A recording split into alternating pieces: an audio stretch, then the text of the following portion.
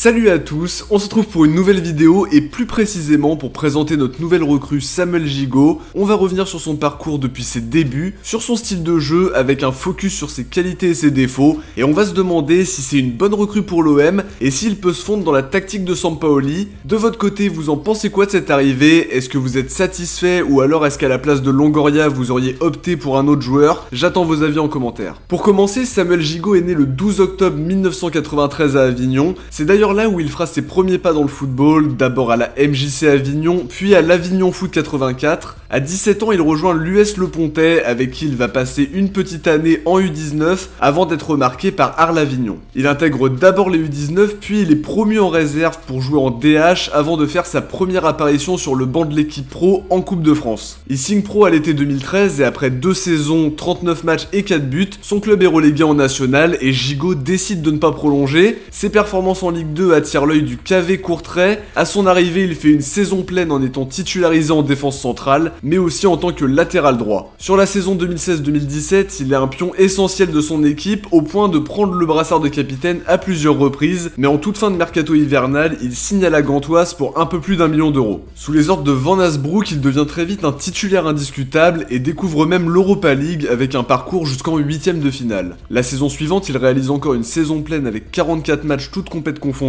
Un an et demi seulement après son arrivée, il est transféré au Spartak Moscou pour 8 millions d'euros. À son arrivée en Russie, il est victime d'une rupture du ligament croisé. On ajoute à ça une blessure au ménisque en fin de saison. Il joue très peu du coup, 11 matchs joués toutes compètes confondues, et un début d'aventure russe qui se passe pas comme prévu. Sa deuxième saison se passe beaucoup mieux avec un statut de titulaire indiscutable avec 34 matchs joués. Il enchaînera l'année d'après avec 27 matchs, et sur cette saison 2021-2022, il a toujours ce statut d'homme clé, sous les ordres de Rui Vitoria d'abord, puis de Paolo Vanoli. Le Spartak termine premier de son groupe en Europa et disputera donc les 8ème de finale dans les prochaines semaines. Le 29 janvier, l'OM officialise son arrivée, seulement il termine la saison avec le club russe avant d'intégrer l'effectif l'été prochain. Pas d'infos officielles sur le prix et sur les détails de l'opération, mais on en saura certainement plus bientôt. On va maintenant faire un focus sur son profil et sur son style de jeu. C'est un défenseur central droitier de grande taille, très costaud. Sur son poste, il joue principalement dans l'axe de la défense, même si, comme on l'a évoqué un petit peu plus tôt, il a déjà été utilisé comme latéral droit. Il a évolué dans des défenses à 3, dans des défenses à 4, et là où c'est intéressant, c'est qu'il a de très bonnes qualités de relanceur, que ce soit dans le jeu long comme dans le jeu court. Il aime casser les lignes, trouver les joueurs offensifs dans la profondeur, et c'est un profil que recherche Sampaoli. La faculté de savoir jauger, entre prendre des risques et jouer de manière plus sécurisée, une justesse qui est très importante pour un défenseur central. Il y a un autre domaine où il est très à l'aise, c'est dans les duels, des interventions importantes, très bon dans l'anticipation, capable aussi de sortir de sa défense au bon moment pour intervenir plus haut sur le terrain. Il est aussi très performant dans le domaine aérien et ce sera un atout pour bien défendre sur ses séquences, mais aussi pour capitaliser sur coups de pied arrêtés indirects, ce qu'on fait finalement assez peu. Dans les clubs où il est passé, c'était un titulaire indiscutable, sauf blessure, ce genre de joueur qui bouge très peu du 11 sauf cas de force majeure. C'est un vrai leader, on l'a vu au Spartak mais aussi à Courtrai où il a porté le brassard à plusieurs reprises. On peut ajouter aussi qu'il est considéré par pas mal d'observateurs comme l'un des meilleurs centraux du championnat russe. C'est un joueur qui a des points faibles comme tout le monde,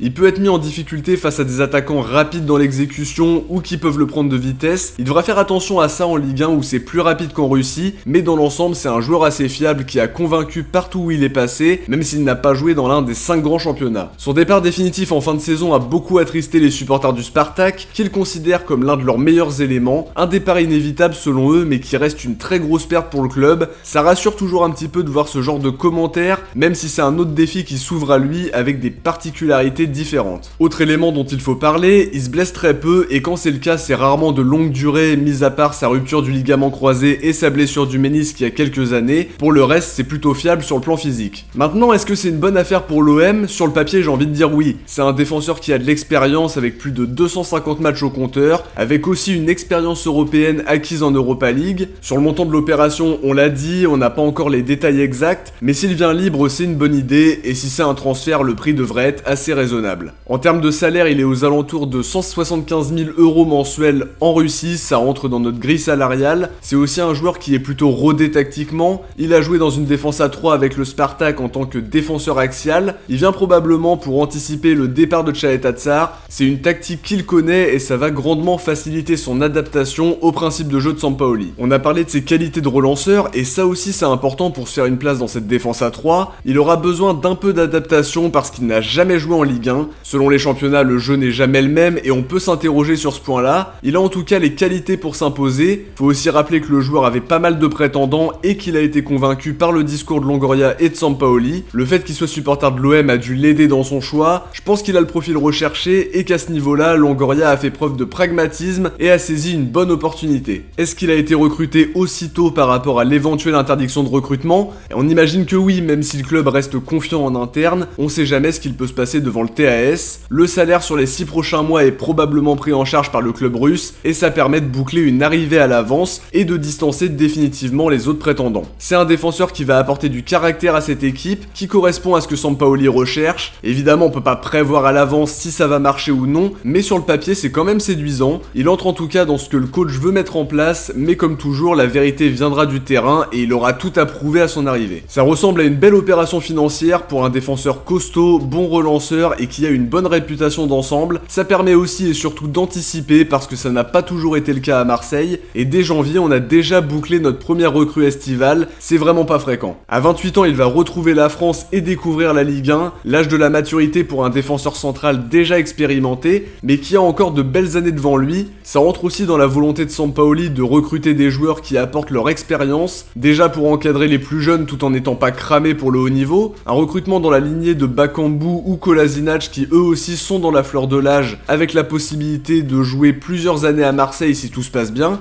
Hâte de le voir à l'œuvre, même s'il faudra attendre pour ça le mois de juin. On sera bien sûr attentif à sa fin de saison avec le Spartak, avec peut-être à la clé un beau parcours en Europa League et une qualification européenne pour terminer son aventure russe dans un club où les supporters l'aiment beaucoup. De notre côté les amis, on arrive à la fin de cette vidéo, j'espère que j'ai réussi à vous présenter un peu plus notre nouvelle recrue, parce que c'est un joueur qu'on connaît assez peu en France finalement, et c'est normal parce qu'il a fait la majorité de sa carrière à l'étranger. Si cette présentation vous a plu, n'hésitez pas à liker, commenter, partager et vous abonner pour d'autres vidéos de ce style. Vous pouvez aussi me suivre sur mes réseaux sociaux, Twitter, Insta, Facebook et aussi mon serveur Discord que je vous invite à rejoindre. Vous trouverez tous les liens dans la description. De notre côté, on se retrouve très vite pour faire le tour de l'actu de l'OM et en particulier du Mercato qui va très bientôt fermer ses portes. Et comme on le sait très bien par l'expérience, tout peut arriver d'ici lundi à 23h59 et on y sera attentif comme toujours. Ciao, portez-vous bien et surtout allez l'OM.